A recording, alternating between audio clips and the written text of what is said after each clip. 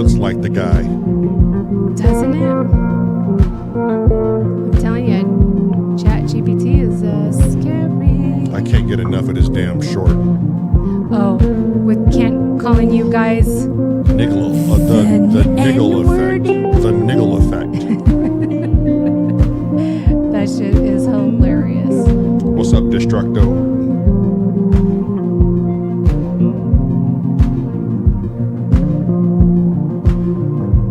The wannabe studio. It's never a wannabe studio. It's what you want it to be.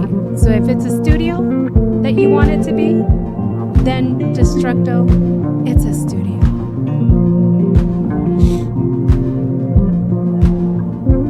Now I want to see pictures of his wannabe studio.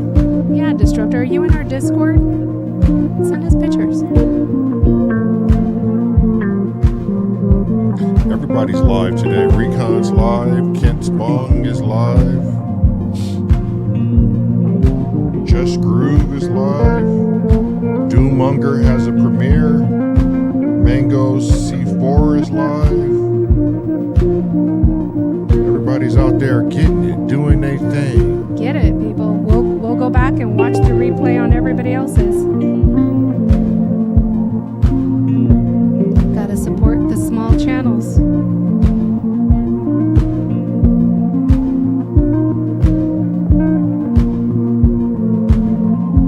Yeah, but I love that thumbnail. That thumbnail's pretty badass, huh? Yeah.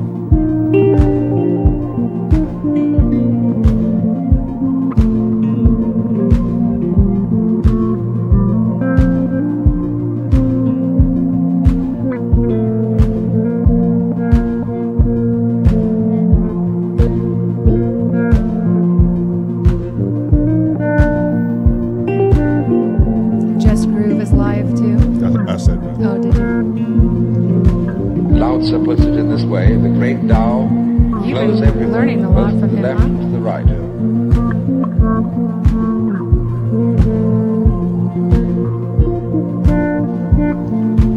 Lao Tzu puts it in this way: the great Tao flows everywhere, both to the left and to the right.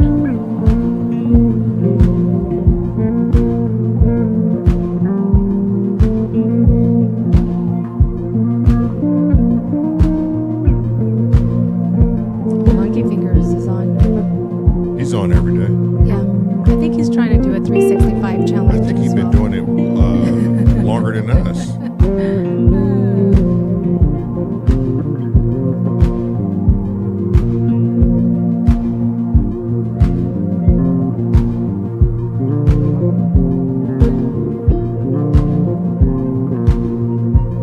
Oh, Destructo, you gotta set your notifications up and get rid of that. I don't have my notifications for Discord on,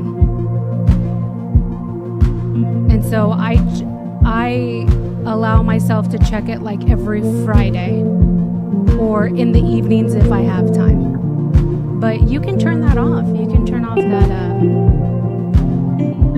auto notification.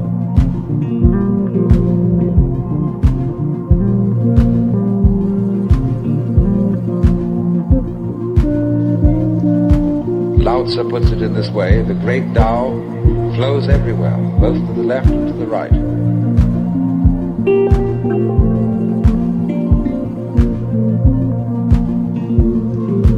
Lao Tzu puts it in this way: the great Tao flows everywhere, both to the left and to the right.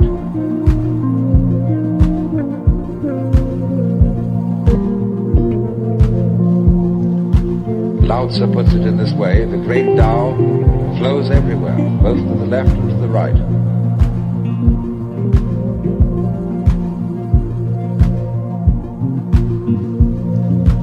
Lao Tzu puts it in this way: the great Tao flows everywhere, both to the left and to the right.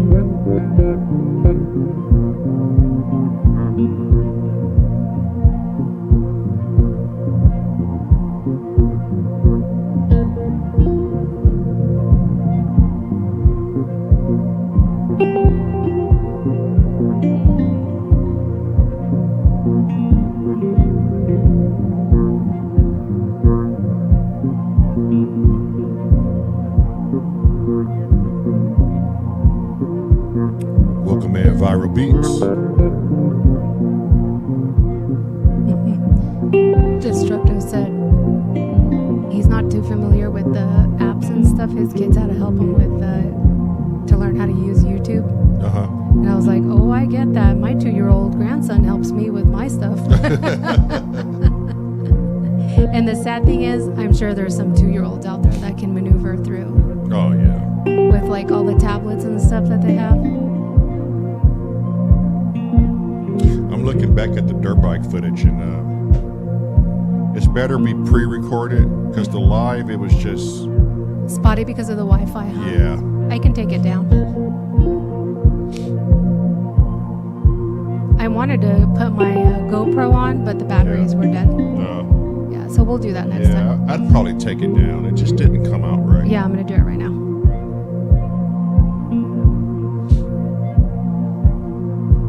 It's because it was bouncing off the Wi-Fi's. Yeah.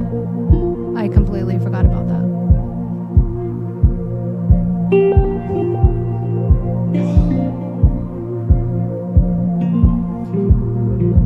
A little bit of fast Fred on the bass, man. I tell you what, you get all kind of sliding action. Fast Fred. Yeah, I done drank that protein drink, and it's got my mouth literally smelling like, oh no, boo-boo shit. Poor Lamar.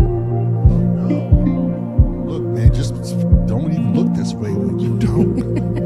This way, the great Tao flows everywhere, both to the left and to the right.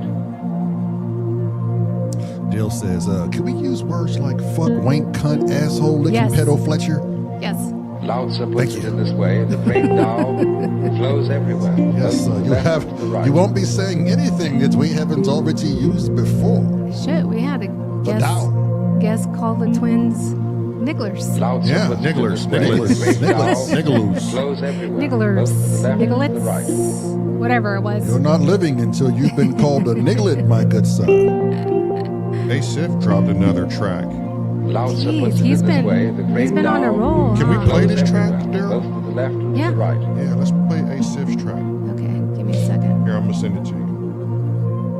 No, I gotta get it right here. Lao Tzu puts it in this way, On the the great computer. Tao flows everywhere, both to the left and to the right. Both into the left and to the right. It's the great Tao. We're about up and down and forward and backward. That's what Vicky said the last I time. know. The great Tao.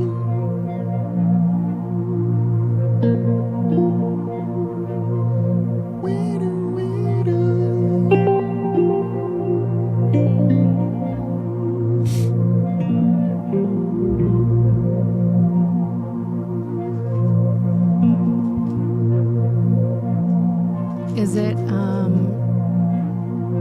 the one that says present this to thee? Please. Yeah. Destructo. And to be honest, my ADHD gets in the way more often than not. No. Yeah. Word up. It's better you don't have any social media then.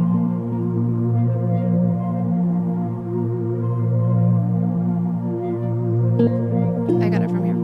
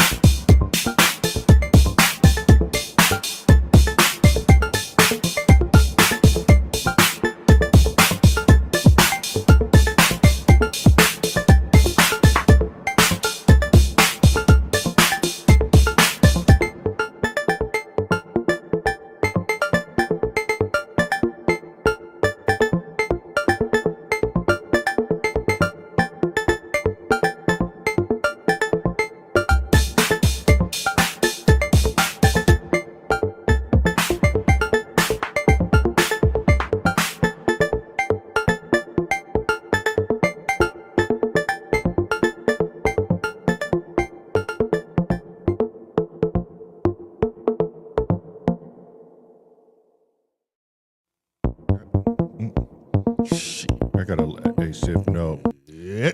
Y'all make sure y'all go to ASIF's channel and give him the watch Yeah, I posted the link in the chat. and give him the like, give him the thumbs up. That was dope. That was dope. I like that video. That video reminds me of the old school way they used to do animation, where it was frame by frame, Like the right? So cameras like, that go. yeah, I guess, but they would like have You know. they would have the characters and set them in the scene, and then like move an arm, What is that called? Reel to reel. and then capture that scene, Yeah. move it again, Yeah.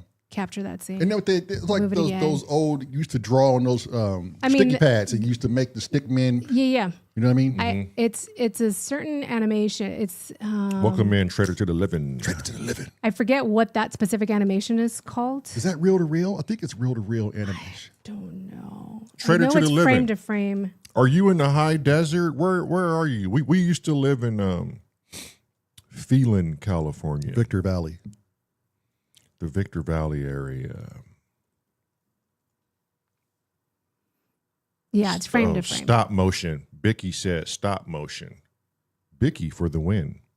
It says frame to frame animation is often called traditional animation or hand drawn animation. Or hand-drawn animation. Yeah. Yeah, and then they moved it when programs started becoming better. They moved it to computer. Dale's having an issue. Check your phone.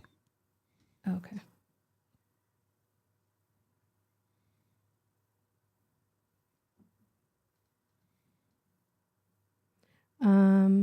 He needs to Hello, Bicky.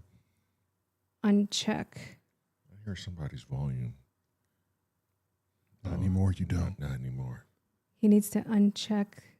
Here, hold on. Oh, he's in the high desert, northern Nevada. Oh, that's some good dirt bike riding. How far out are you there. from? How far are you from Taco Moto shop? Google Taco Moto and let me know how far you are from there. We might be coming to We pay might you be a coming to visit. Be paying you a quick fucking visit. Maybe stay 2-3 years. In the future, when we do get our dirt bikes, we're probably going to take them to Taco Moto and drop them off for a couple, 2-3 days. Actually, they'll be sent to Taco Moto. Oh, okay. It's cheaper that way. We can go there and pick them up. Yes, when they're done.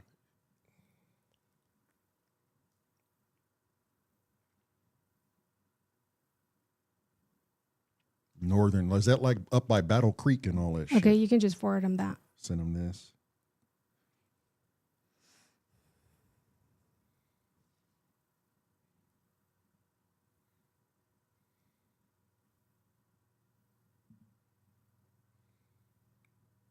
And send him that one I just sent you.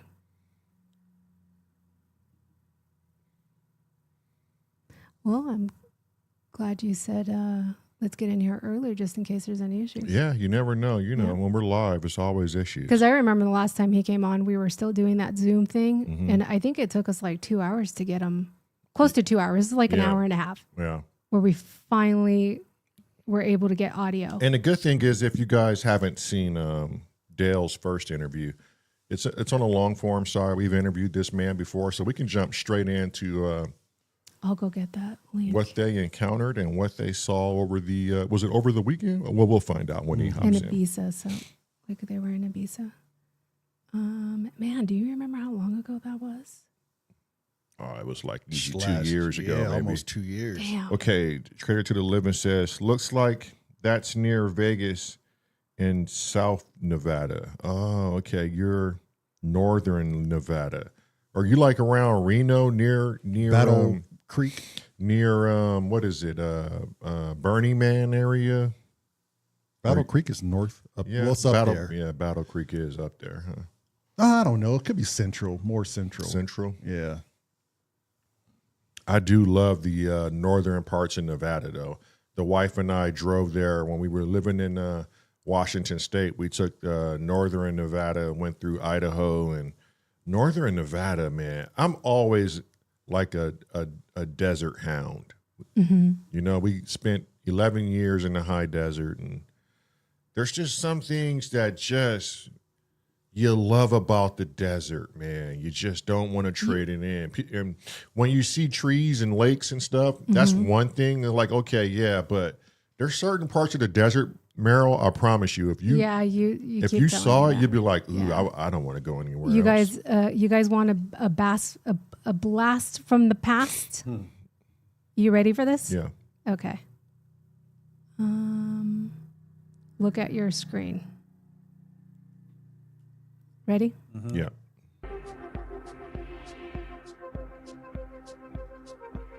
Oh my God. That's crazy. Look how barren it is. Look how barren That it was is. a question for you, man. Oh. You were sick that day. Yeah. I didn't see you there. We invited people over to come look at us. When did you get here? Look at how low our volume is. I have to bring this I let up a all man the a way, minute ago, dude. man. Where the hell? Where you been? I was lost in a sauce. Oh. Hey, let me see. I was gonna cut you off and say something. But you ever have listen to somebody have a conversation? Is this the very first podcast? Very Your ass first was one. Just like It's Twins intros lost to in the new sauce. You podcast. just daydreaming, just Dale's stuck, in the background. Oh, okay. not thinking of shit. Let's go get Dale because I know he doesn't have a whole lot Yeah. of time. We can We'll finish come, watching this. back to that. Yeah. Jesus Christ, look at us. Isn't that Some insane? years We ago. looked lost in the sauce. Dale looking like a GQ model and Yeah, shit look on at his. Dale. Yeah, Shit, you you showing all that chest. You just action. missing the gold chain and some cocaine or something, Dale. Like, come on. In a priest. Hang on, let me get a piece of paper across here. And sorry. Yeah, there you I have go. just come back from Ibiza, so you better forgive me. You're good. You're good. Yeah. You just came back from where? Ibiza. Oh, okay, yeah. Ibiza. Yeah, Yeah, you guys must know about Ibiza, like massive party island, and Yeah. No, we great don't. place We for forgive you 50-year-old. for not taking us. Mm-hmm. So Yeah. I've never heard yeah. of it until you had a first-hand account on Ibiza without the TH. Yeah. How long were you there for? I'll give you a bit of background. I'll start from the start because there's a tiny bit of background in this. So I guess it kind of links into some important facts about what we saw. So first and foremost, I am not some kind of druggy party animal. Never have been, never will be. My wife, on the other hand, who has never done drugs, I may add, loves the party scene. She loves Ibiza, dance anthems, all that sort of stuff. She goes to clubs, the Ibiza festivals, all this sort of stuff. And because it's her 40th birthday this year, she wanted to go there. So, yeah, I agreed. I was terrified. I was like, my God, this is going to be awful. Like, crammed full of sweaty, horrible bodies, oozing cocaine out of every fucking pore. And it was not something I was looking forward to, if I'm honest. We fly out there and we do one of the big clubs, Pasha, which is one of like the top 10 nightclubs in the world. And I'm just, I've got the suicide pill ready just to end it all,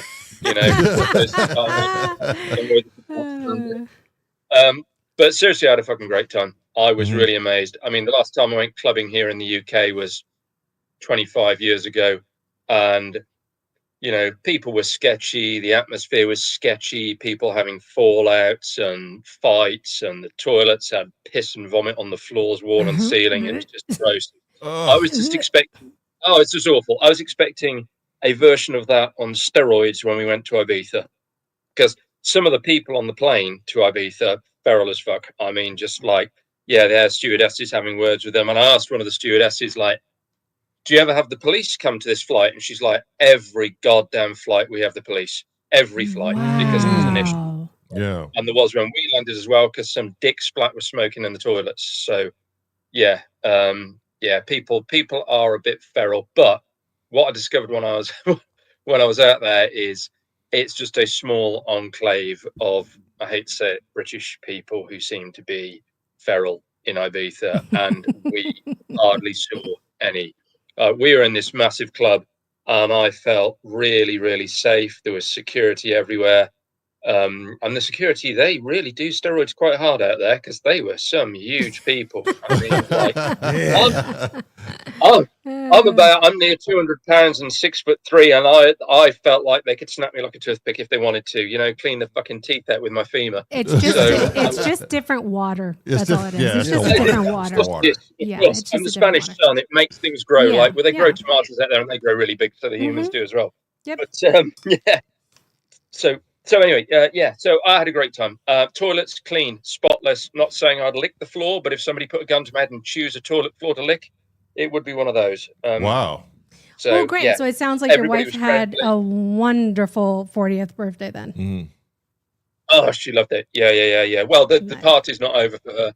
So her 40th is on the 11th of this month. And then 2 weeks after, she goes back to Ibiza again, this time with a load of female friends for a second party up. Oh, do you have enough and, bail money ready? Good point, actually, yeah. I'm going to sell a car, that'll do it. And then just spend it on a holiday for myself. She'll love But, that. yeah. So we actually stayed in the sort of northeast of the island, a quiet little town called S.O.R, and we were just outside the town by half a mile, if that. We could still hear like the karaoke till midnight, which was quite interesting. But we had a good view because in the apartment we were in had 3 floors, and our floor was the top floor, and we overlooked the sea and the town of S.O.R, and it was beautiful. It was beautiful. I've sent Lamar a picture of it, but we'll see that in a minute. So I've got 2 big arrows on there to describe what happened. So so we were sort of traveling backwards and forwards by taxi to the town of Ibiza itself, Ibiza town, or Ibiza as the locals call it. And we'd been out the night before. We'd been to this club Pasha. We had a great time. It stays out until 6. I'm an old fogey, so I quit at 2:30, which I think is still pretty good going. And that is pretty good. Yeah, I'm still suffering now, though. I mean, we got back at 4 a.m. yesterday morning. I still got a headache. I'm still tired. I still feel translucent. Hopefully you can't see through me and see the wall behind. But I just don't recover like I used to. So, do you want me to get into what actually happened? Yeah. First, let me get people caught up a little bit. Dale and I met, I want to say, almost 4 years ago now. Has it been? I think it's been about 4 years. Must be at least. Close to, yeah. At least. Yeah. Because it was well before the podcast. So we met, we had, I told my story about my near-death experience. I forgot what podcast you watched it on. And then we Jeff Mara. And then we had met afterwards. So we DM'd each other, and we kind of had this bond ever since. So this is pretty much how we met. And Dale is you're from Cornwall, correct? No. Oh, from the Midlands. So, I guess closest place to me is Birmingham. Big city that people would know. But when Stratford-upon-Avon as well is just up the road, and home of William Shakespeare. And when we were in Ibiza, everybody's going, "Where are you from?" And you'd say like Warwick and whatever. They have no idea. You say William Shakespeare, and everybody knows what that is. So so that's us, Midlands. So where did I get Cornwall from? Is that a place where you go and vacate a lot or something? Yeah, in-laws are from there. So wife's family. Okay. So where are you at in the UK? The Midlands. The William Midlands. Shakespeare. Okay. That's where I am. So Stratford-upon-Avon. You lost me. I was like, wait, where is he from? Got it. William Shakespeare is where he's from. Got it. Okay. I'm gonna walk out. It's Shakespeare, yeah.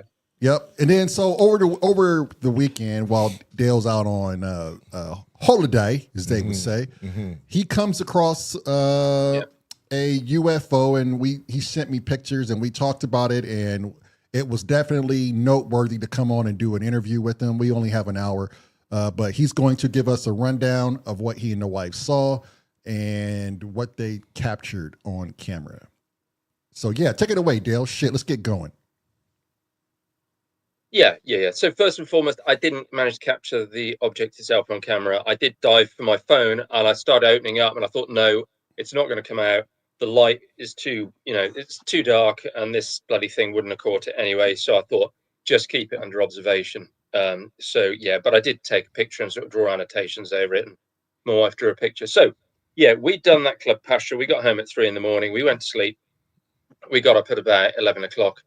Had no choice because it's pissing hot out there and there's no aircon in our room. So start cooking nicely in our own flesh. So we had an easy day. Yeah, we had an easy day. We self-catered.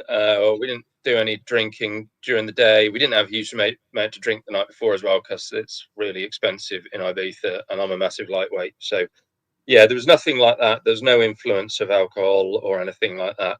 Yeah, we were tired, but only a bit tired, and we both saw it. So it's not like you could put this down to a hallucination. So come that evening, the evening after this nightclub, we are sat on the balcony and overlooking the town, listening to the god awful karaoke.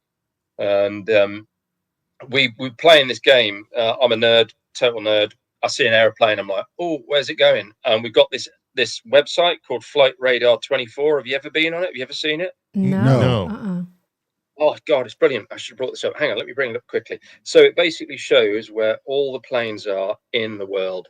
And Oh, I've heard of apps like that. yeah. This is web based. You can get the app. I've never bothered because my phone just fills up with crap photographs. So yeah, Flight Radar 24. Come on, adjust the white balance camera. If I pull it away a little bit, that's not really working for you, is it? It's just all washed out. Yeah, it's still washed out. Out. She's looking for it now. Yeah. What is it called? Flight balance? Flightradar24.com. 24.com. Try turning that way. There you go. Oh, there you go. There we go. Yeah. Holy damn, that's a lot of flights in there. Oh, that's just over the UK. If I zoom out, so I just get these bloody adverts everywhere. I mean, like, oh wow. Oh man. I've forgotten the statistic. They're more all loaded in a minute. It just takes a while to catch up. But I've forgotten the statistic. It's something like at any time in the world, there's like 1 million people in the air, not with their feet on the ground. So good God. Hang on. Sorry. My work's laptop has just decided to do a bloody update. I'm extending the timer and closing it down. Right, go away. There we go. So Holy smokes. And you zoom in and there's more and more and more. It's mad. So yeah, so I was being a proper nerd, and I said to my wife, it's amazing I've got a wife with doing things like this and chat up lines like this, but do you want to play guess where the plane is coming from or going to? She's like, yeah, all right then, fucking hell, humouring me. And so the plane, where's it going to? And you're kind of working out the directions and stuff.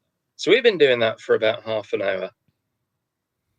And then I was looking at my phone and obviously verifying the directions of the planes. And then I got on to boring her ass off about motorbikes. Again, do you know what, if she ever divorces me, this is all the evidence you need as to why. Because I'm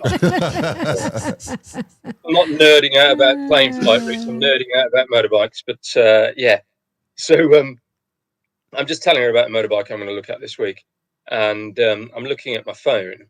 And I look up because there's a plane. Now, I'm going to do this from my perspective, okay? So it'll be mirrored for you. But there's a plane, and it's coming up across like this. Well, sort of further away, it's coming up across. It's clearly taken off from Ibiza airport, which is over to our right by about sort of 15 miles. And it's then turned across and is coming over us. And it's sort of going in this direction over us. Mm-hmm.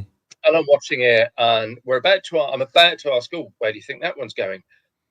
And we both stopped. We both went silent at the same time because we both saw it.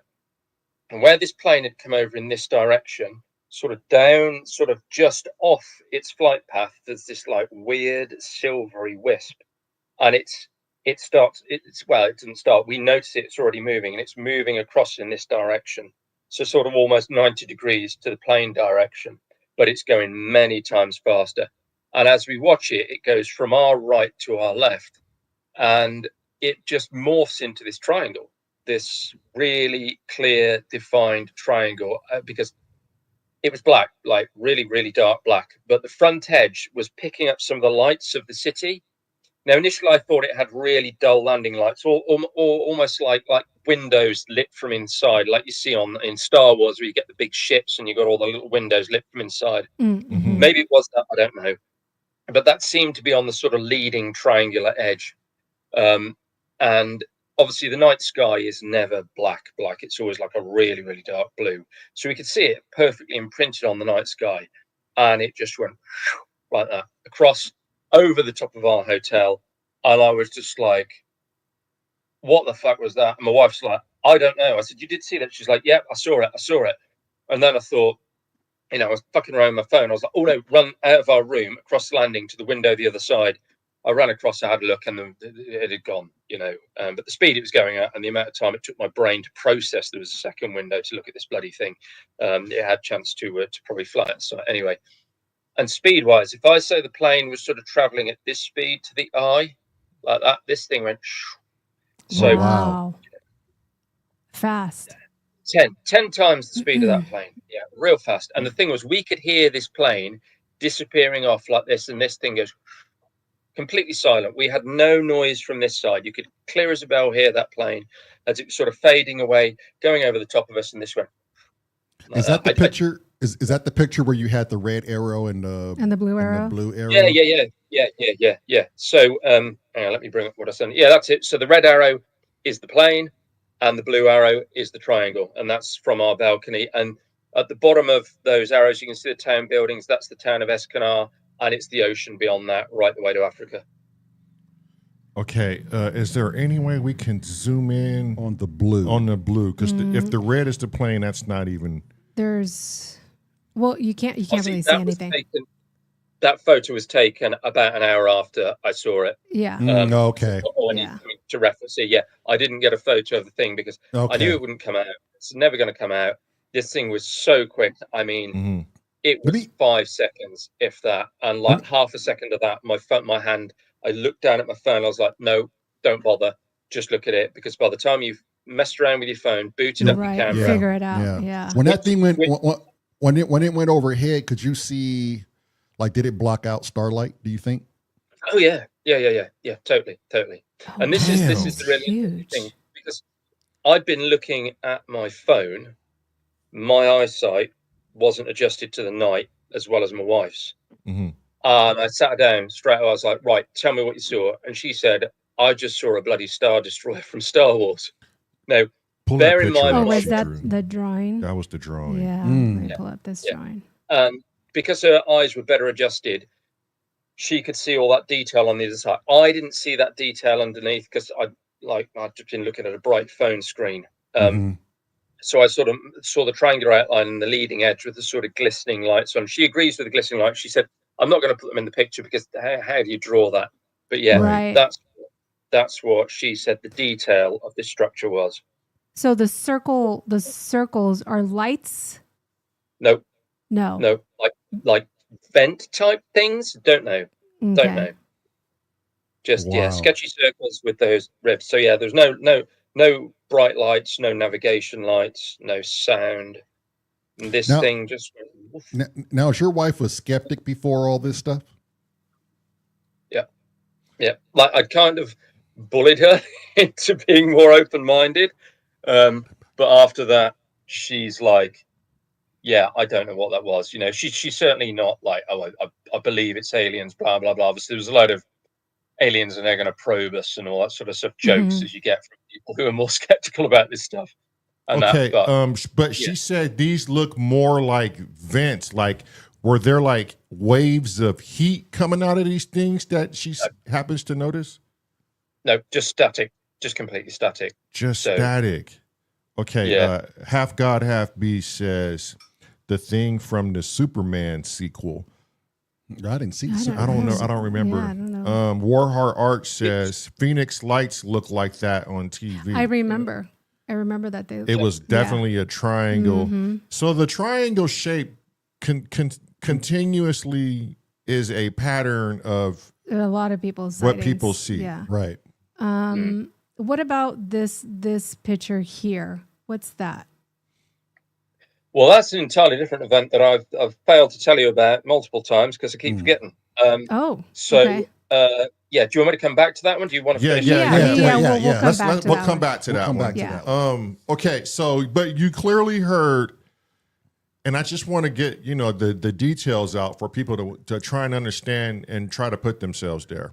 But you guys clearly heard and have consistently, I imagine, seen airplanes come from the airport. It has a very particular sound. it moves at a very constant speed in which airplanes move at. What Yep. you're saying is this triangle that you were viewing from the phone and the wife was viewing with her own eyes didn't have any sound whatsoever, and it moved about what, 3, 4, 5, 10 times faster? Way faster, I would say. Like I say, that plane. Been watching planes go over all evening, and as they go over, they're under our observation for a good 20 seconds from right in the distance, right over us. This thing, like I say, 5 seconds tops, and it's just where it sort of glided through the sky silently. It's almost like when a bird, did you get swifts and sparrows over there in the States? Yes, They're like yeah. really fast birds with a forked tail. The way they go across in front of you like that, very reminiscent of that, of something. Okay, you would think something moving that fast would have broke the sound barrier. Was there any boom at all? Yeah, no, nothing. No boom. And- That is amazing. And I'm curious, how high do you think it was? If you had to guess. Well, if she can see it the way she did, That's what I'm saying, because she put a lot of detail in that drawing. So how bring the high, drawing back Yeah, up. One how more high time. do you think this thing was? I would say comparable to the aircraft that had just taken off. So probably between 3.5 and 5,000 feet. And and would you say it was bigger than the aircraft? Oh, many times bigger. Many times bigger. Like the aircraft, you see those sort of straight lines. They look like ribs, the straight lines with the little hashings coming off the side. Right, yeah. Probably about the size of an aircraft relative to its position. Obviously, the issue we've got is it's a very, very clear night. So you've got the issue of sort of perspective. How far away is it? Is it a massive craft further away, or is it smaller craft much closer? We don't know. But I always say, how big was it at arm's length? Well, to me, an aircraft at arm's length sat on that balcony was never any bigger than sort of my little fingernail. This thing was easily the size of my index finger at arm's length. That's Oh huge. my God. That's huge. Yeah, huge. Yeah. And it just zipped across the sky like it was nothing. So Um, you possibly I've- saw a flying football field. Because if you put your finger up when a plane goes by, it's tiny, right? Yeah. It's super tiny. If Yeah. that was the length of his finger, I think it was huge. Huge. Yeah. It was majestic. I will be honest. I found it really quite moving because I've been following this subject for decades. My father was into all this sort of stuff, and I have never seen anything like this. I've always wanted to. I've spent hours freezing my ass off, sat in a field, staring at the sky, getting neck ache, and I've never seen a thing. And then this happens when I'm sat on a balcony in Ibiza, and it was incredible. So it didn't scare you in any way. You didn't have like a fearful feeling. No. So I mean, so that's something to be said too. A lot of people who see these things, they don't have a fearful feeling. They're just in shock panic, and awe. dooming, right? Because you're seeing something that commands your attention, right? Like if you've seen a helicopter or a drone, you'd be like, oh, it's an airplane, it's a helicopter, it's a drone. It doesn't really command your attention. But when the mind sees something different, you almost certainly want to try and take a picture of it or be in that moment. Yeah. Has I swear, had we not got, because you can see from that picture, the top of our balcony, there's that white sort of concrete work around. Yeah, you can see there at the top, that white concrete work. I wish that wasn't there. Like if we were on the roof, or hell, even out in a field in the middle of nowhere, we'd have seen it a lot more. Oh, We've got about gotcha. Yeah. 15 degrees of arc of the sky there. That's all we've got. So there's a hell of a lot more sky, to go that we just couldn't have under our observation because the bloody roof is in the way. But And for it to I'll move say from that distance to the other distance, it had to have well, and been to moving cover that fast. amount of sky that fast Yeah. would suggest they would have heard some sort of boom. yeah, Or something, yeah. That's going faster than a fighter jet if it's moving that fast. With that unless. Sorry, say that again. with that app with all the planes and stuff like that Yeah. on it, is there any? Does it even show things that are not planes? Like, does it pick up other or would you need like sonar? Not sonar, but radar for that. Yeah. So I checked that out straight away. Nothing on there. Only the plane that had now gone back behind us. So obviously the plane, that plane, the red line. Mm-hmm. I forgot which way the colours were now. The plane that was going over to my right, that had the red line, that had fully gone over pretty much. Was only just sort of going out of sight to our right as this object appeared to the left and just sort of streaked across. That was going fast. Yeah, completely. That app, I think it shows what I did a bit of work in aerial surveying years ago. I don't know if this is updated or anything now.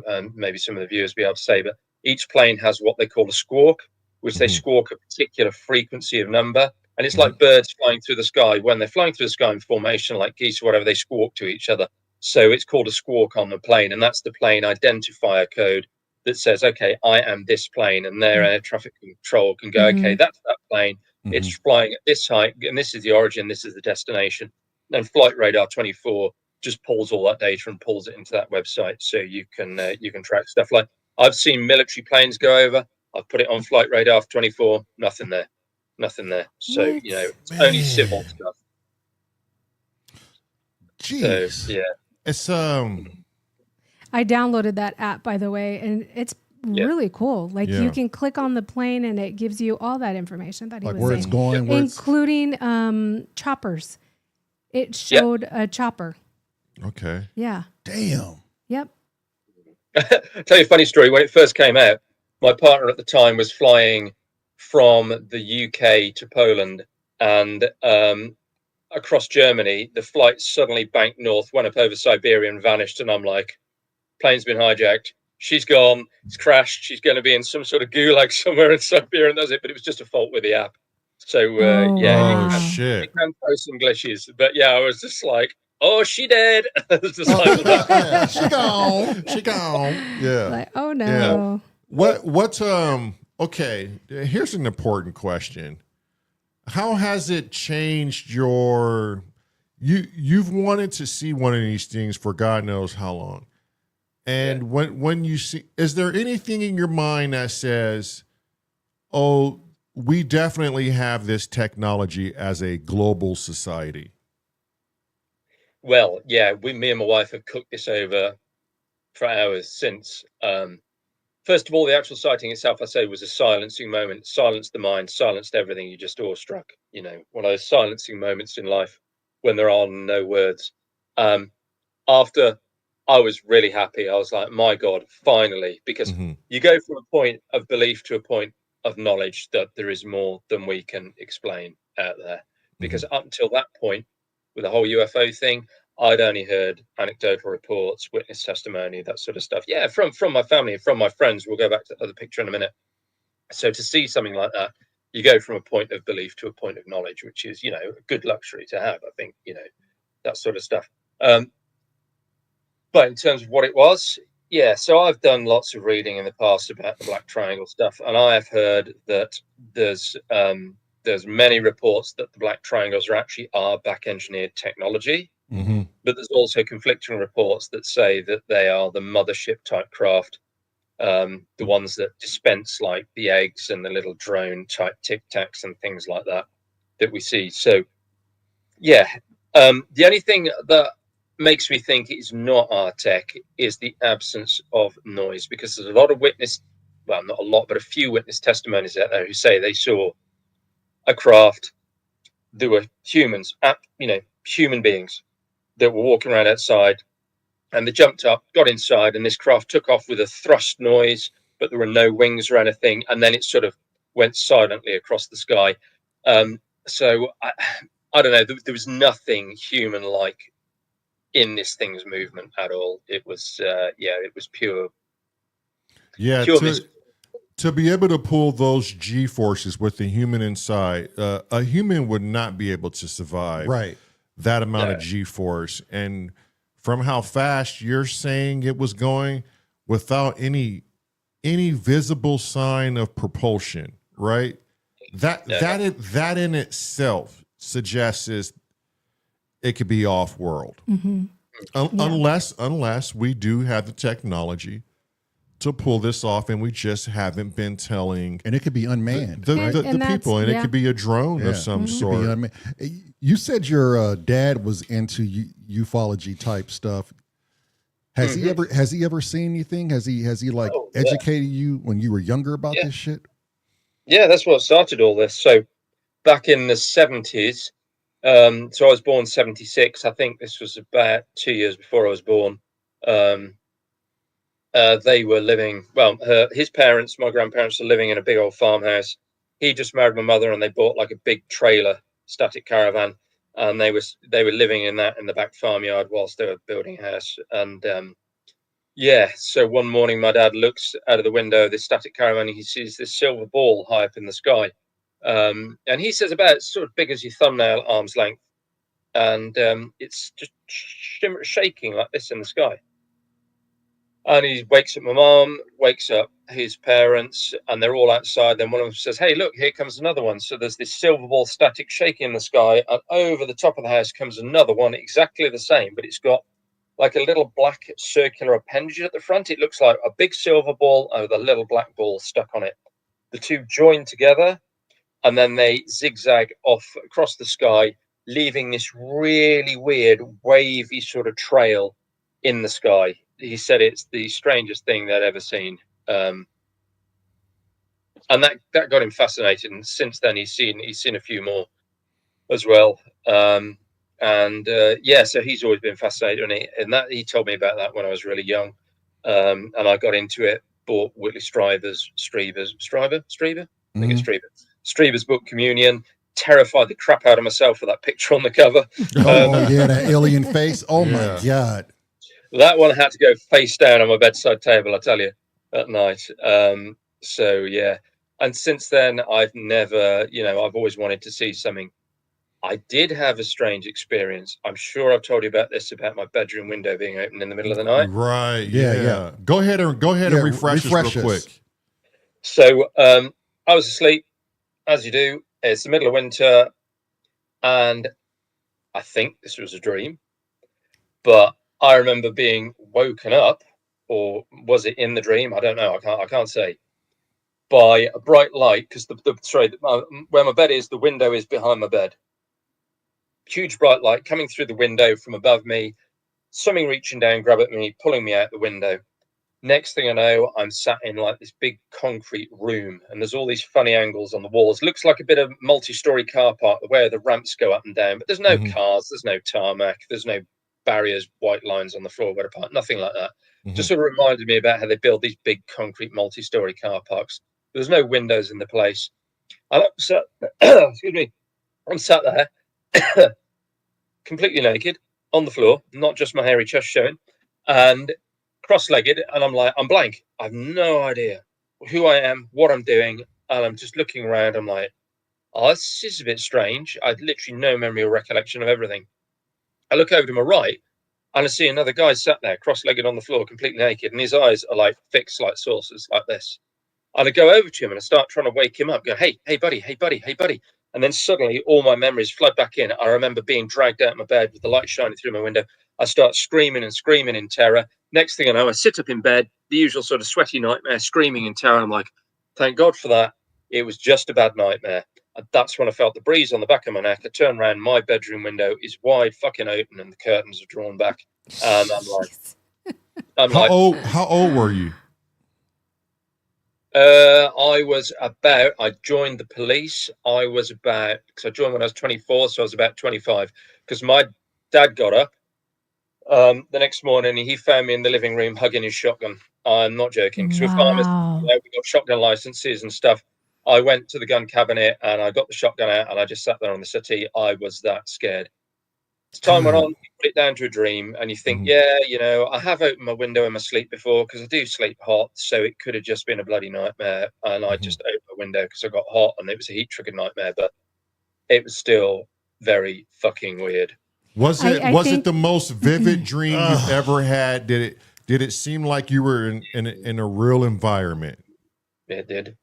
Oh my God. Really did. I think the fact so clearly. I think the fact that it's so unknown that you don't know if it was Right. a dream and you don't know if you were awake, it makes it that much more scarier. Yeah. Yeah. Damn. Yeah. And the fact that you're trying to wake this other person up is like, yo, like we're in some sort of construct here, buddy.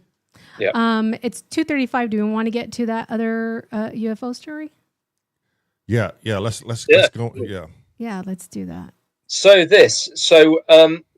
allegedly, I was there when this was taken. So I used to run wilderness bushcraft courses, and this photo was taken outside the woodland where I ran the course. Mm-hmm. So there's a few courses which I didn't attend because I was doing other work, teaching work, and I would employ some guys to run the course. And it was Rich and Ryan. And Rich loves his photography. He's got an SLR camera.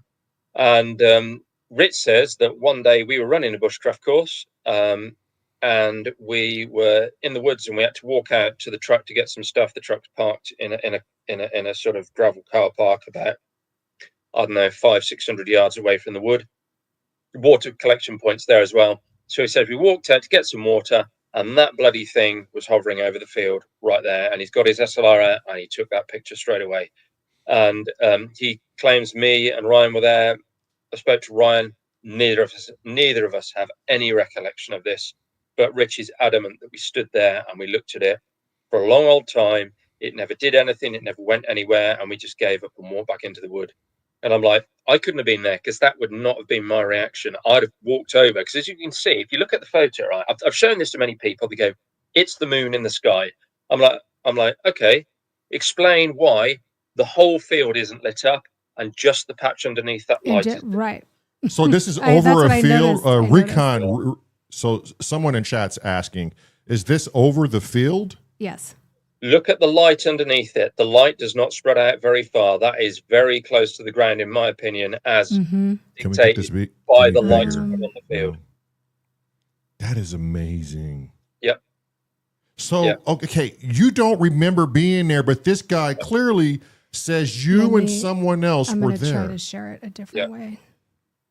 And I should be able to. He's adamant that we were both there. And I spoke to Ryan, neither of us remember. You know what? You know when you take pictures of light, my camera doesn't do that. I'm not saying it can't be done, but the way the reflection or that light distorts the picture, it's almost like it's casting out things. Maybe he could a different prism. Yeah, or maybe he couldn't see it, but the camera could pick it up. Right. Yeah, because I know he changed the settings a little bit just to capture the light, which is why you can just pick out some of the stars. Yeah, good job. So right here, see how the ground is all lit up just right there. Yeah, good God. Yeah. And nowhere else. So if you zoom out, like Dale was saying, nowhere else. That's nowhere else. Just right there. Yeah. So zoom in again. Go ahead, Dale. No, I was going to say, what is it? You know, and if you look over at the hedge on the right, there's that tiny little speck of light in the hedge. If you pan to the right, that's it. Yeah, just there. I'm not sure if that's a star coming through the hedge. The problem is that's too low down to be a star because of to be a star that bright anyway, because they get really faint when they're low down because you're looking through so much atmosphere. Whether it's a light from a bit of the town or something in the distance, but we've gone back to that spot and stood in that exact spot, and the top of that hedge line still matches. And from the look of that hedge line, the leaves are in, the leaves are fully out. So it's not winter, it's late spring, summer, which correlates with when Rich says it happened. So, yeah. And it just looks like a torch, a really bright torch shining right at you. Okay, Get Jervis says long exposure would do that if the light source was low enough. So this proves that what, Jervis? The light source is low enough? Whatever this ball is, because looking at the center of it, it's definitely a sphere, right? And it's obviously not a street lamp. Nope. And it's not a torch because a torch would only light directly to you. It wouldn't light directly underneath it unless right. And if you zoom in, so he's definitely done a long exposure because if you zoom in, there's a little patch of stars just above it. I believe that's the Pleiades. I see it. Yep. Yeah, that's the Pleiades Seven Sisters star cluster right there. Up here. I noticed but that. None of those dots have trails, so it's not a very long exposure. because on long exposure night shots, you get like a line instead of a dot from a star, because it's the Earth rotating as the picture's taken. And it looks like there's one here too. And this couldn't be a plane or a helicopter coming in with a spotlight. No, because again, it would be so low that, if a plane's that low over our field, lighting up the ground like that, you got problems, because there's no airport behind where we're stood there, where Richie stood. The airport's in a completely other direction, Birmingham, which is far across to the right in that photo. It's about 25 miles across to the right. Yeah, in that sort of direction over there. And that's wild. And why would a plane come that low at night over just this field? Yeah. And the light would have actually be longer. And are those homes underneath it or vehicles? No hedges, just broken big old ancient hedgerow in the UK. Which is yeah. It's just fields across there. The lights in the distance is the town of Redditch across to the bottom left there. It would be interesting to go back when he took this picture, like the date and time, and search through social media the next day to see if anybody else posted something like this. Yeah. Can you read? Wait, real quick. Tone Smith says if it was a spotlight, it would be pointing at the camera, not down, so the light would be in the foreground. This thing is illuminating every goddamn thing. Right. In its vicinity. Right. Yeah. Nothing extends beyond that. It's like it's where it's going. Yeah, Get Jervis says has to be for the ground to light. Yeah. Low illumination or high or low height. Yeah. Oh, okay. Half God, half beats is asking the question. Yeah. Low illumination or low height? Are you seeing the chat, Dale? No, not. I've just got the picture up in R2 sort of video screens. But I think picking out those stars like that, the stars aren't particularly bright. So this thing is really, really bright. I've done lots of night photography, and this thing is many magnitudes brighter than the star, many magnitudes brighter than the full moon would have been at this time. I did ponder, was it a flare? Had somebody let a flare off, but he did do a timed exposure. To get a sky sort of like that on my X, I've got an SLR as well. You're looking at that sort of 10-second exposure, and a flare moves a considerable distance downwards in 10 seconds. A parachute flare, and you'd have got trail. You'd have got trail, and you'd have probably seen the smoke from it being illuminated. There's no trail or anything in that, so it's not a flare. Yeah, it is Spooky Biscuit. It's and you said the exposure. Go back to the stars. For that Pleiade constellation. Now, explain to me again about the exposure while looking at the background of this light source, Dale. Right here, the stars. Yeah. So it's a timed exposure. So you make the aperture bigger on the camera. The camera's got to be completely steady, and then you open the aperture. I'm guessing you opened it for about 10 seconds here, which would give enough to capture the starlight and that object. Any longer, I've done 20-30 second exposures, and the whole ground starts to light up from just the ambient light around. But as you can see, all the hedge and the rest of the field's all in darkness, so it's not that long an exposure. So I think that is pretty close to what you see with the human eye when you look at the night sky. It's Marley, isn't it, controlling the photo? Film or digital? Yes, it's me. Yeah, Marley. Can you just pan up to the sort of top left of the photo, so away from the object? Now, when you look at Dale, is it film? Is it film or digital? Oh, it's digital. But if you look at that night sky, that's pretty much what you see with your eye. So this is a good representation in my mind of what the human eye would have seen. Jeez. So what's the chances of this being a flare? Rule it out for me. Chat, what do you think? Is there a chance of this being a flare? Or are we looking at something very fucking spooky here? Zoom in on that ground light source. Like, can you... Vicky says not a flare. A flare would have like some sort of tailing. Would it not? Orange, amberish color. Yeah. Smoke. Yeah. You'd see the smoke illuminated by its own light source. And like I say, on a 10-second exposure, this is not a quick exposure. If you take a photo on night mode on your phone and you move ever so slightly, you get trails, you get blurring. Right. Yes. Right. So if that was a flare, it would be moving and you would get blurring. because he's got a tripod. He has the tripod with him a lot on a lot of the bushcraft courses we did. So yeah, that's a tripod shot. He says I was there. Wish I could remember it. I was, That's crazy that you nor your other friend remember it like he does. That's crazy. That's the other thing. He says you guys were there, but There, you don't. yeah. You were just remember staring at it. Yeah. That's crazy on its own, right there. Right there, Yeah. a lapse of time, which is not uncommon. And also, is it me or does this light look weird? Mm. The luminescence of it looks kind of palish. The prisms. Yeah, it looks strange. Yeah.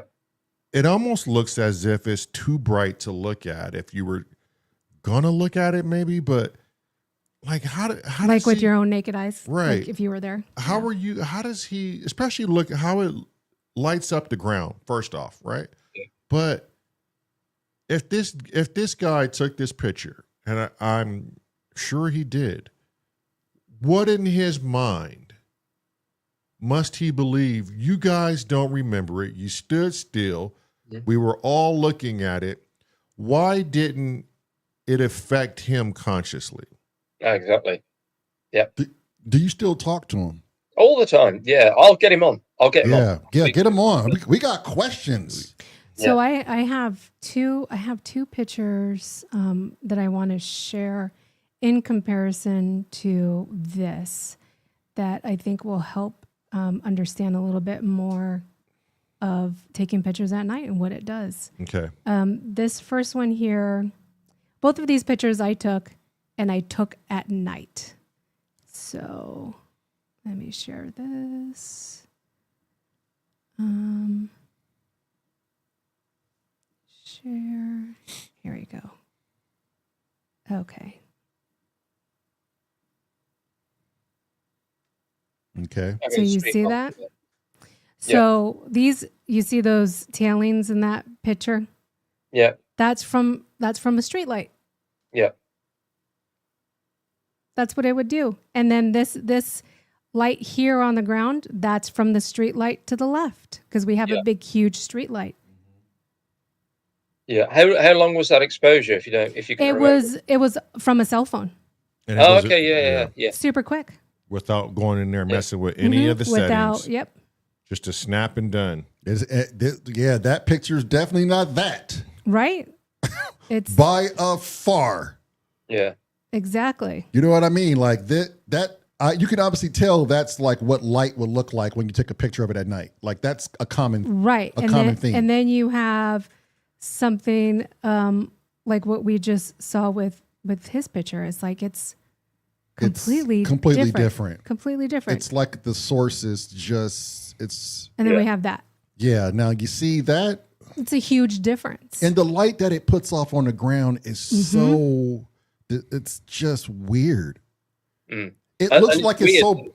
Yeah, it looks like it's so bright. It would light up more than just that. Yeah. You know, Exactly. So localized. Yeah. Yeah. it's kind of like it's bright, but its focal point is on just that section. Like, but how are you able to see the full brightness of it? How is it not lighting up everything else around the area? Right. Mm-hmm. It has control of its own light. Exactly. It's- Exactly. But you can see it. You can actually see the light is 360, right? It's like spherical. Yeah. The fact that it's only lighting up that portion of the ground is Yeah. fascinating to me. I'd never thought about that before because being a 360 spherical ball of light It should should light. be everywhere. It should be right. Yeah. Yeah. Especially that hedge. That hedge to the right. Yeah. Yeah. Completely black. Mhm. Why? And how low it is. Yeah. How low it is, you should see light all around this picture. But even with how low it is, you would think there would be Like even an in the background, immense these amount of bushes right noise here. too, though, right? Yeah.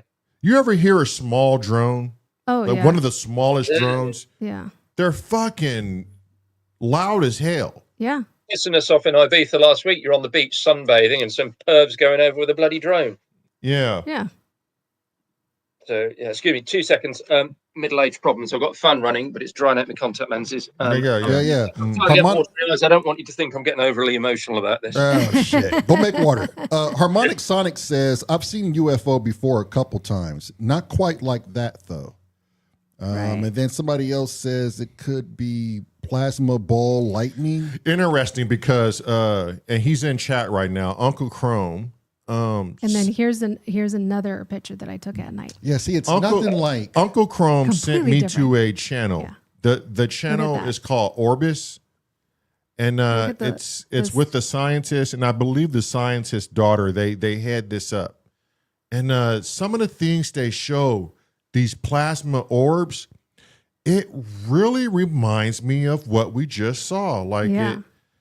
And then if there was going to be any type of alien civilization, that's the exact form I would think they would show up in. Not metal, tin. You know, it's going to be something that is literally I don't want an orb or some energy source. It ain't going to be anything we got. Isn't there some sort of talk that I've heard that these bright lights in the sky are actually just like the portals opening? And then the craft come through that, and obviously you need a lot of energy to bend space, and perhaps some of that energy is dispelled and shown as in the visible light spectrum. And so could it be that? Could it be a portal being opened? You open a bloody portal. So I mean, who's to say? But as we look at the moon, what Meryl just had up, she had a picture of the moon. Even if people would say this is the moon, I've never seen the moon light up a little section of the fucking ground. It looks way too close, though. Ball lightning. The ball lightning as well. You know, that's a clear night. There's no storms. That's a very clear night. Right. Yeah. There's if that was ball lightning again, everything would be lit up. Exactly. Yeah. Everything would be lit up if it was ball lightning. And then that's the one that I had before. And that's the moon. Yeah, and that's the moon. Right.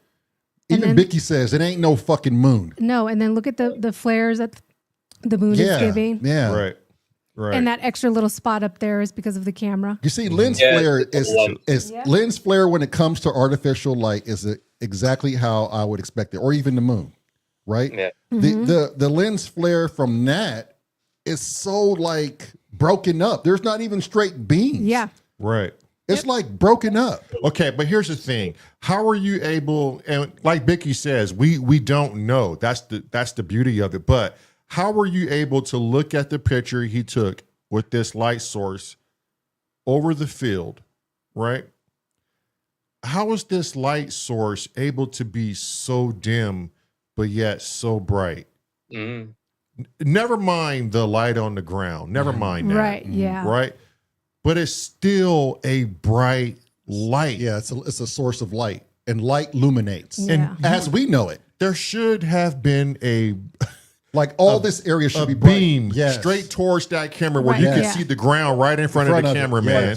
Isn't it? The whole lens flare is truncated, which again goes in line with our thoughts about why isn't the light lighting up the hedge or anything. It's like it's controlling its own light output and almost stopping it from going beyond the certain Hear me area. out. Okay, hear me out.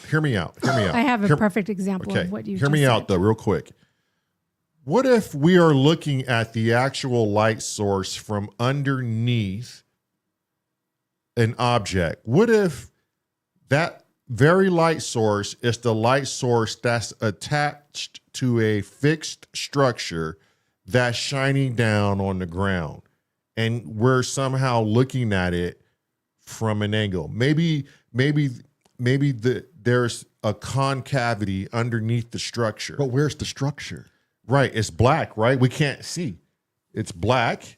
So maybe the structure is right there in front of us. I don't know. I know. Maybe that's attached to something. Yeah. And it's shining I would go just with that. down. I would go with that, but the perfect spherical shape Go back to it. says Oh, otherwise, hang though, on. right? If we're looking at this is coming down, then I would imagine it to be in a half spherical shape, as if it was like bulbish on the Or bottom. even Or if it was recess. Yeah. round on the bottom of the Yeah. object, Right. and the object was maybe tilted slightly, Tilted then it- slightly. Right. or it would be elliptical because Mhm. it would be circular if it was facing on you, like my camera lens is there. And the Right. more you tilt it like that, the more sort of elliptical that light would become. So Molly, can you go back to the picture that I Well, sent? Yeah. And zoom So- really in as much as you can on the Yep. on the light source. So I Okay. wanted to show this one to show what you were talking about, the continuation of the flare going all the way to the ground and all the way to the sky. And it ain't lighting up one patch No. of fucking ground. No. Right. Other than the street lamp. Right. So let me go back to Yeah, Biscuit says there are stars. So I mean, if We're there's not that close. But let's see if anything is blocking stars too at the same time. Yeah. Yeah. Let me bring it up real quick. It's either way. However you cut it, it's fascinating. I've never seen a single star at night come down, look that close at the ground, and light up just a certain section of the ground. It's I'd not computed that before. Okay. Yeah, see if we can zoom in on that, because you can't see anything, can you? There's a little sort of bulbous bit to the bottom left of light that you Right can just here? see. Yeah, that. What? Yep. I wonder what that is. Yeah, I noticed that when we first were looking at it. Vicky says if it is that bright all around, and the spectrum has color in the spectrum. it Yeah, would it's like be like rainbows. daylight. Yeah. It would. He said it would be like daylight. Yeah, but look at the spectrum even has colors in it, Right. right? It even has It's the rainbow.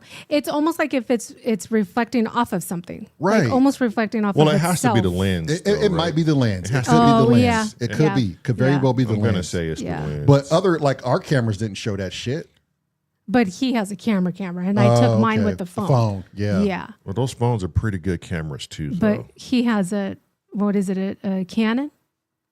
Yes, it was as well. Yeah. Yeah, Canon. Yeah, Canons are really good cameras. But I it's mean, still got me how it doesn't illuminate the rest of the field. All that hedge. No, It's no. a 360 ball of Yeah. light. And how far away was he when he took this picture? From the That object? is, from my estimation, knowing that field, I've been back to there. So the bit that you said at the bottom that you thought was houses, that is about, I don't know. Let me bring up the location on my phone. I will hide the zooming in bit because I don't, because I don't want people to know where this bushcraft wood is, because it's a private sort of nature reserve. Mhm. I'm Yeah. going to zoom on it and I'm going to show you exactly where that was. There we go. Vicky says water vapor in the air causing colors. So hang on. Let me bring you. see that. Come on. Right, I'll turn this that way again. Maybe turn it. Yeah. This way. I'll just get rid of all this stuff. Right. So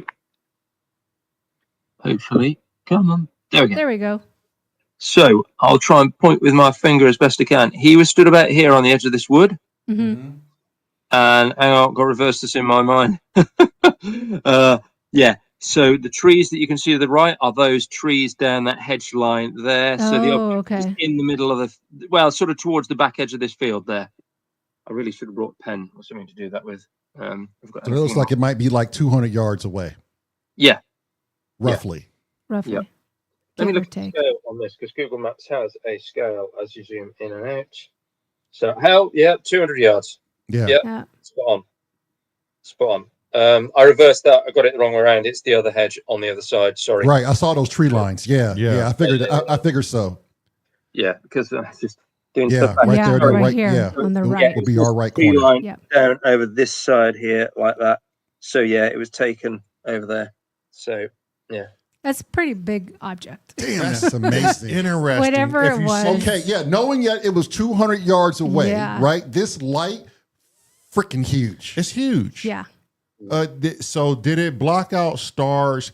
How much of the sky can we see around the light to kind of figure if there might not be, it might not be tied to some kind of structure. Mm-mm. It just It may doesn't be a look like light. it. It You just see the orange background from the street light glow Yeah, coming look up at- pretty close all the way around it. Right there. I love that. Yeah. I don't know if you're getting the same, but I can follow that orange quite high up into the sky. Yeah. And it looks Yeah. like that light is lower than that tree line back there. but it's still closer to the camera, or it would have lit that tree line up. right. too. It's away from the tree line, but it's probably lower than the tree line. It's got to be in the middle of the tree line and where he's taking this Yeah, picture. it's weird. Like Vicky said, it's weird. Whatever it is, it's weird. Definitely unexplainable. It's definitely strange. It's a phenomenon for sure. Now I know there's ball lightning, right? But we seen that. It would light everything Right. But it up. was right. That's Right. bright Yeah. as shit, man. Yeah. It's And no it'd focal be point. and it'd be way higher than that. Yeah, It well, wouldn't be that so one low. it was in where was it? Nebraska or Oh, Idaho? yeah. They got a Somewhere. picture. You can pull it up on YouTube. Yeah, Ball of it's lightning. a ball lightning, but they still the jury's out if that was The jury is out on that. if but that was how- even ball lightning but- because that's not how ball lightning they say doesn't really get that close to the ground. And that shit was so bright, it was still daylight, Right. and it was illuminating everything. Yes, yeah. This is a focal Yes, point right. of light. Joplin spooky you get lights. kind of arcing noise as well, don't you, from ball lightning? Yeah, Like, you get popping and cracking Yeah. and from what I've seen, from what scientists say, it only lasts so long. It's a really quick event. It lasts maybe a few seconds more than an average lightning strike, and that's it. No more. They don't really move. But these from people- right to left, up and down. It's just a ball of lightning, Right. And people can get it confused with, oh, was that an orb or an object? Yeah. So I know Dale has a hard stop in an hour, and it's 2:59. So if you guys have any closing, Any closing Hardish. questions? Questions. Hardish stop. huh? A hardish stop. I'm all right for a couple more minutes. Oh, I okay, think. perfect. Okay. Message Okay. to the wife. I am required at 8:00, but let me just drop her a quick message. She's downstairs in the house anyway. We don't want to upset the wife. So There's a Joplin spooky or Joplin spook lights. See if you can't find I it. sent it to you, Matt. okay. Okay, it is plasma ball lightning. Yeah, Bicky. And apparently it can only do so much as far as movement, but it's definitely a very loud sounding. Well, they got a picture of this one. It was Staticky. It was on the ground for 20 seconds, and that shit was moving, Yeah. and it was so bright. And that's the thing too. If we get Chrome or Bicky, if you can look it up, it's not supposed to occur close to the ground at all. Right. I guess it would just Earth, wouldn't it? Just straight down. Right. Right. Yeah.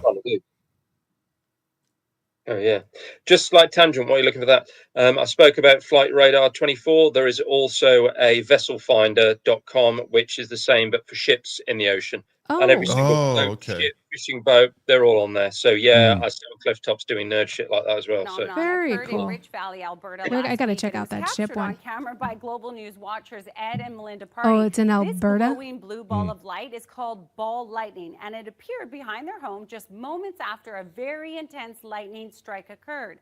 It lasted for about 23 seconds That's before crazy. they heard a pop sound, and then the light quickly disappeared.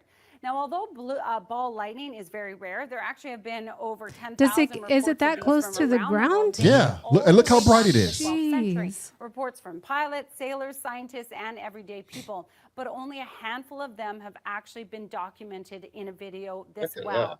Ball lightning can range from size from grapefruit to basketball, sometimes even meters wide, and the That's light can vary insane. from red to blue to orange or Well, that's a yellow. huge ass light. They They ain't Yeah, no it is. grapefruit. actually No. found sort of just above You the get ground, one hell of and a they sort of suntan from that, float wouldn't or you? hover right You was above shit. where Jeez. the lightning strike actually occurred. However, there have been reports of these balls actually moving, and sometimes even moving through windows and moving indoors. That's Ball insane. lightning is not an optical phenomenon. It is a real thing, and it's caused by intense thunderstorms. But scientists are still trying to figure out the exact cause. Now, there are several theories, and one of the most widely accepted theories is that the lightning strike actually vaporizes silicone in the ground, which is found in some soils. And then the silicone So it reacts wouldn't with happen oxygen everywhere. in the It air, would just happen in creating certain a glowing places. plasma ball just above the ground. There's another theory that suggests that the lightning ionizes particles in the air, like gases or water vapor, and then it creates this clump of ionized plasma, which glows and sort of hovers just above the ground. It looks like it's Now, moving right although now. ball lightning Right. You see it? has been partially Back and forth? replicated It is. in Yeah. laboratories, Yep, just going to none the of these left or creations right. have actually matched all the properties that have And look been how it described lights by up observers, everything. like the ball Right. moving or All able to around. hover All around. There ain't no Right. focal Ed and point. Melinda Yeah. are very lucky There's indeed to have three been able things to that- capture. Initially on viewing that, you'd go, oh, wow, it's ball lightning. But there's three things that strike me. One is the intensity of the brightness. Yeah. That guy got the camera set up to capture the stars. That was ball lightning. It would have whited out the whole shot. The whole Oh thing. yeah. At night absolutely. too. Yeah. At night, Yeah. it's a wrap. Everything would have been lit up. Yeah. Second is the duration he said it was there for. He said it was there for ages. They stood there for 10, 15 minutes watching it. It did nothing. It just hovered there. It just stood there. Well, and wiped my mind and anally bloody probed me, clearly. And the third thing is the clouds. There's clouds. It's clearly a storm there. There's no clouds in my buddy's photo. So Zero. Yeah, zero. You can see the stars in the distance clear. And more importantly, you don't even fucking remember it. So the thing that worries me, that's the weird part. That's the weird part. You don't remember being there, seeing this light. Like that's part of the story where it gets even more fascinating. Where in Alberta was that? Chrome is asking. Just Alberta, Canada. I don't know if it was. Yeah, I didn't say specifically. I don't think. Because isn't Chrome from Canada? I've had the 2-minute warning from She Who Must Be Obeyed. Yeah, she's cooked dinner. She cooked a lovely dinner, and we got to go out and that. But let's say the one thing that occurred the other night with the triangle is I was like, shit, man. The last time I allegedly saw a UFO, I don't remember anything about it. What the hell is going to go down tonight? So I can't just sleep with one eye open. Is the door locked? Sleep in a bloody Faraday cage. So yeah, but like I say, nothing like that. My buddy could be mistaken. I think we need to get him on. Yeah. I'm sure he'll be very willing and open to talk about this.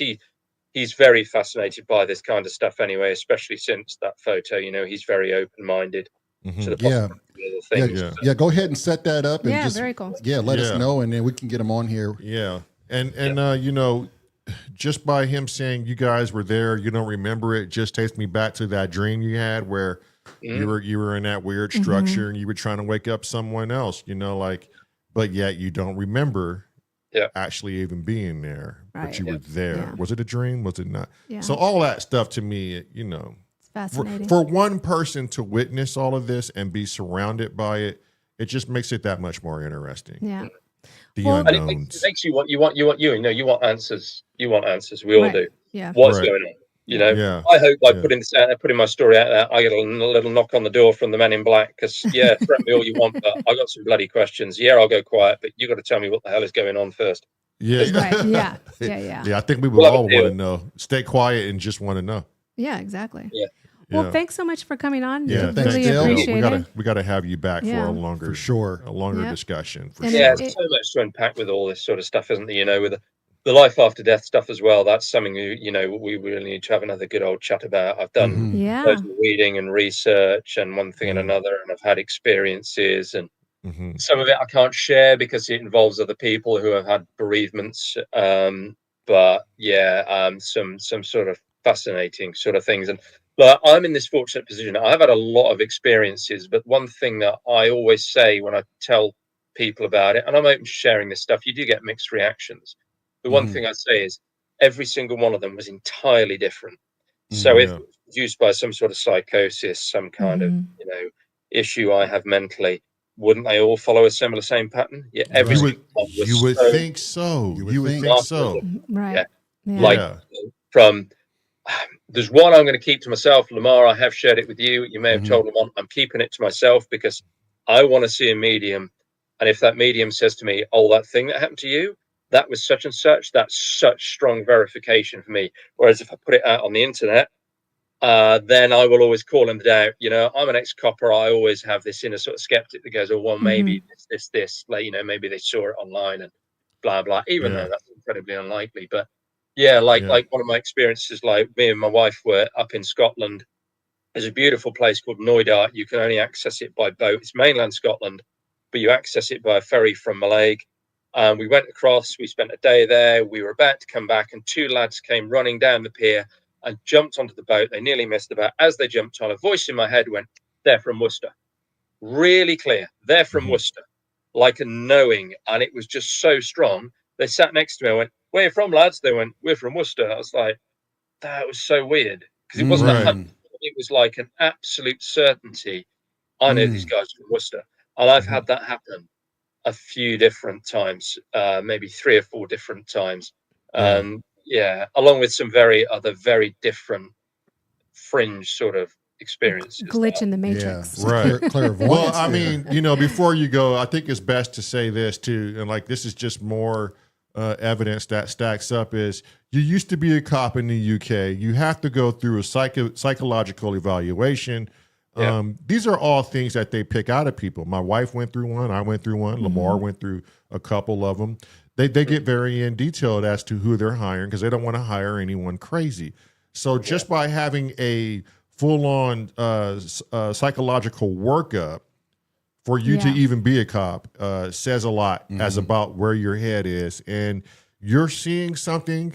I think a lot of us see something and we can't explain it. But, you know, it's safe to say, everyone, we shouldn't jump to little green men first. Right. We should always look at, okay, what could we possibly do?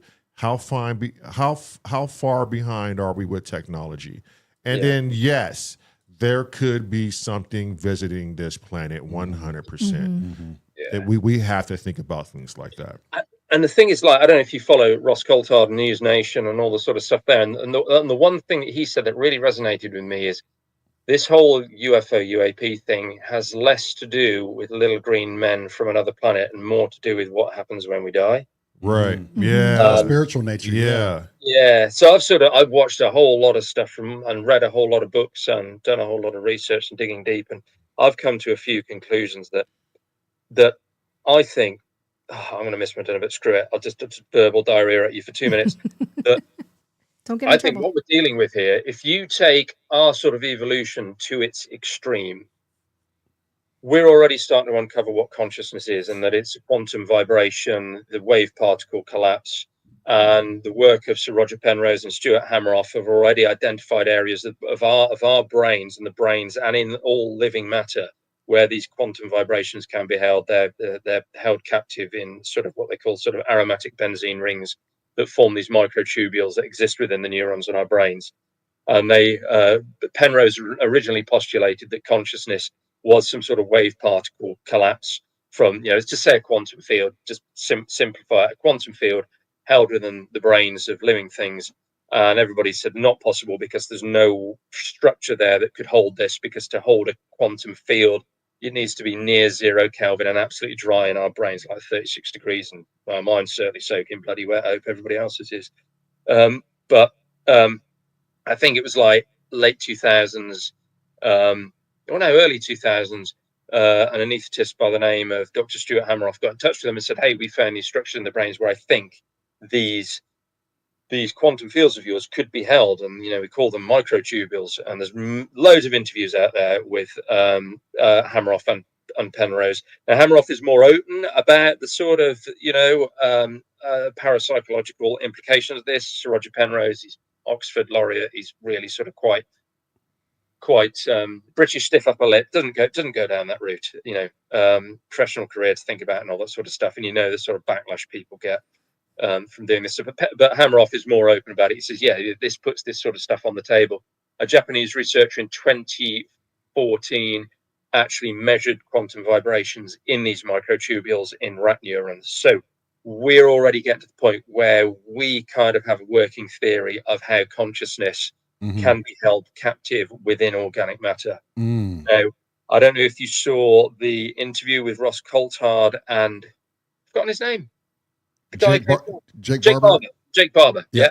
And he said the craft connected with him consciously. And I was like, well, yeah, do you know what? If you're an advanced species, you've already worked out what structure you need as a home for consciousness, or put it in your bloody vehicles, put it in your machines. And then you'll get to the point where you'll be like, actually, do you know what? Do we really need to breed and trust evolution anymore? We can just genetically engineer and grow what the crap we want. And then we can say, oh, you know what? My consciousness is now going to go in there. And you can build this whole world of just like interconnectedness with devices through putting in microtubule technology. And what I think is, I'm coming to the conclusion that these non-human intelligences are spiritual beings, and they have just constructed their own vehicles, their own bodies that they hop into as and when they need to, just like we hop in and out of different makes and models of vehicles like cars and buses. To them, bodies, life forms, they just hop in and out. I mean, it's a possibility. And it gives plausibility to Rupert Sheldrake, right? where Yeah. one set of prime or what is it? Monkeys figure out how to do something new on one part of the world, and on the complete opposite side of the world, a different species of monkeys figure out the same thing simultaneously. Yeah. Instantly. Because this net, isn't it? He talks about this sort of conscious net that I forgot the actual term. Morphic resonance. That's it, Vicky. That's it. Yes. And Yeah. the morphic fields. Yeah. Right. So I think it all ties in. I think, at the end of the day, the secret would be if scientists figured out that yes, there's an afterlife, and yes, we are not tied to these bodies. I could see how that should be kept a secret, and I could see how that will ultimately fuck us up mentally because we're not ready for it. Yeah. You're not supposed to be ready for it until you pass this dimension. And yeah, totally. I said for many years, we are not evolved enough to know, because if it came on the news tomorrow, life after death is proven, it's a real fact, there is a heaven, within 24 hours, half the world's population would have killed themselves. The remaining ones would go around killing each other for fun because, hey, I'm not really killing anyone. I'm just sending them to heaven, Right. Grand Theft Auto in a real life scale. I said that for years. And there's a film now based on that. It came out, I don't know, maybe 10 years ago. It's called The Discovery by Robert Redford. Yep, I remember seeing that. Yeah, Robert Redford stars in it. Yeah, and it's set in a not too distant future where Robert Redford is a scientist who's proved life after death, and the world's population is at 5% of what it was. And there's slogans everywhere saying, don't kill yourself, it's not worth it. And people are going, oh, here's your brother today, and oh yeah, he's gone. What do you mean? We committed suicide to get there? And you can see that happening here because we are not sort of. Well, I don't want to do people a disservice by saying we're not morally and spiritually evolved enough, because this world is a hard place. I did a sort of mental test with myself. I said, if it was proven to me that there is a life after death, what would I do with that information? Would I carry on living, or would I kill myself? And I was like, I'd carry on living. Of course I would. But then I thought, hang on a minute. Just say someone really wealthy like Richard Branson came to me and went, you got to give up your life, but here is $10 million. You can have my private island, live in bliss for the rest of your life. Would you take it? I'm like, fuck, man, of course I would. Of course I would. So you're telling me I would take Richard Branson's offer, but I would turn down heaven? No, of course. Most people would be one bad day away from going, screw this shit. I don't need to be on this ride anymore. right. That's where we're at. That's where we're at. This is why I've always said, we're given enough proof to give us hope, but not enough to give us proof. Right. And so what would you learn if you did that? What would a teenager learn if they knew, okay, there's something after this. I don't have to really go through this. Fuck it. Because at the end of the day, human beings are LLMs. LLMs? Yeah. Like learning models for like AI. Essentially AI. We have one job. That's to accumulate data, learn, and try not to make mistakes. Right? Like that's how I can look at us. Is we're here to acquire knowledge, as much of it as possible, and knowledge of self and understanding. Yeah, it's the same as AI.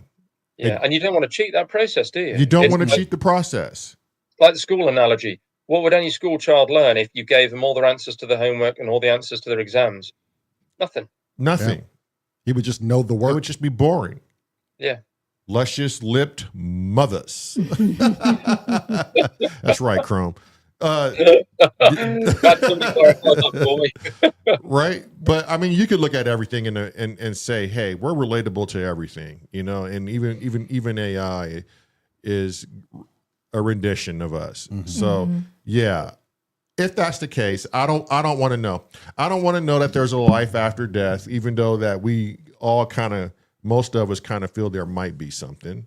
Yeah. Some of us just don't want to know. Some of us just think lights are out. But I think too many weird, like Einstein said, too many weird, spooky actions have happened in my life to where it's like, okay, either this is a simulation or some things are just really tied in together here, and we just can't see the golden veil that's around us. But you know what? I think perhaps we're in that transitional state where, you know, I don't think it's like an overnight thing, like, oh, in 2 years we'll know about it. I think we've probably got another 200-300 years before this becomes more mainstream, but I think we're going through an awakening. You know, you got people like Dr. Federico Fagin, the guy who invented the microprocessor. Right.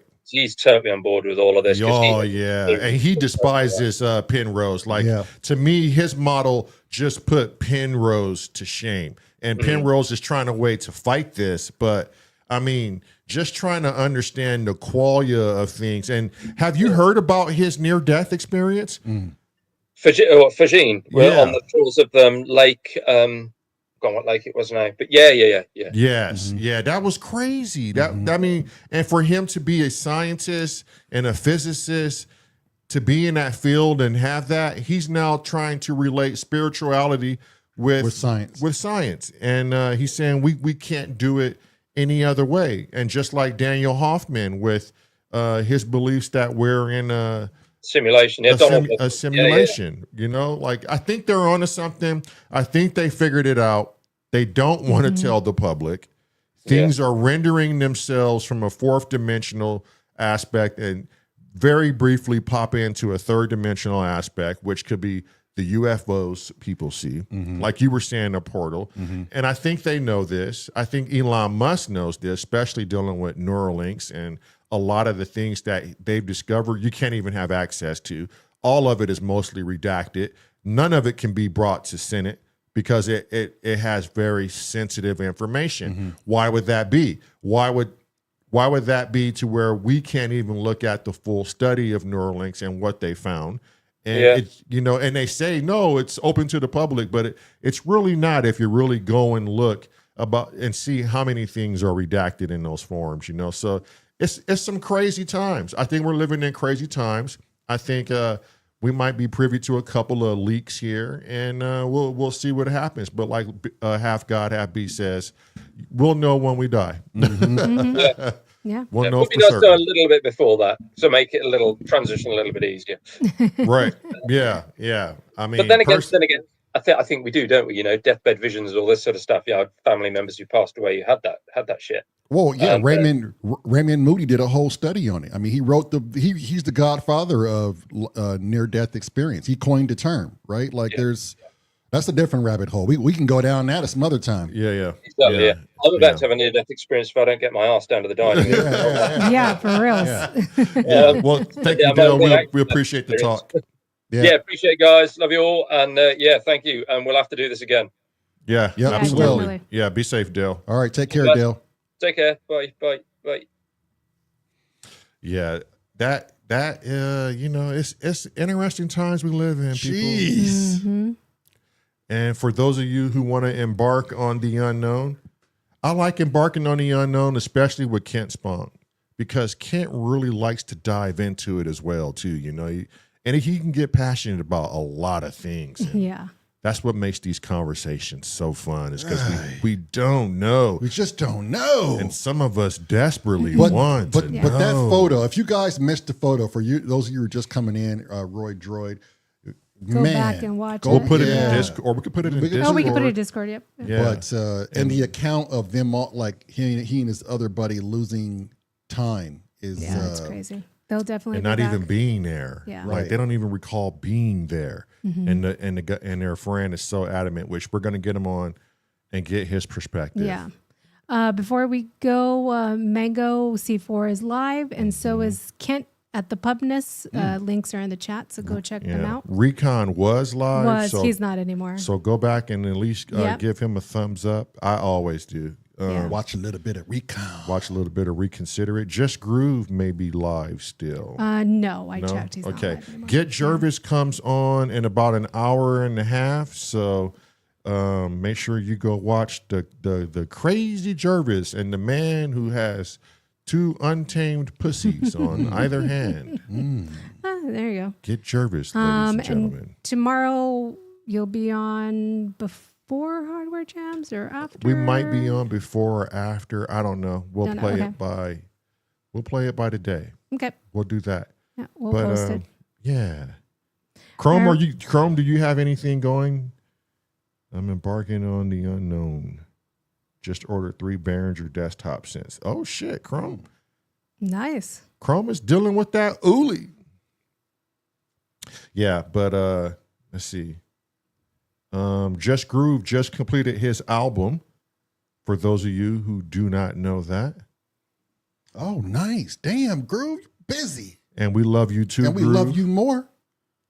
My furry little fuzzy little nut bag of a friend. This world needs a hero. Are you still here? I'm trying to find the fucking song you submitted for Popcorn Night. Yeah. Maybe you haven't posted it on your YouTube channel. Well, go ahead and post that. Can if you will. please post that on your YouTube channel? Because you know, that thing was addicting. But if anybody else is going live, let us know now. If not, forever hold your peace. And we will see you tomorrow. Tomorrow. Tomorrow. Adios.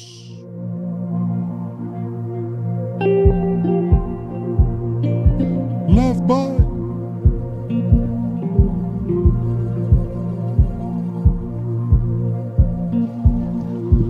Lao Tzu puts it in this way: the great Tao flows everywhere, both to the left and to the right.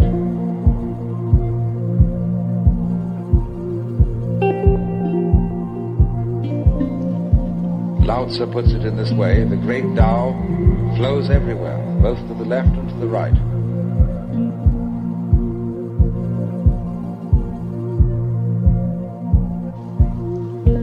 Lao Tzu puts it in this way: the great Tao flows everywhere, both to the left and to the right.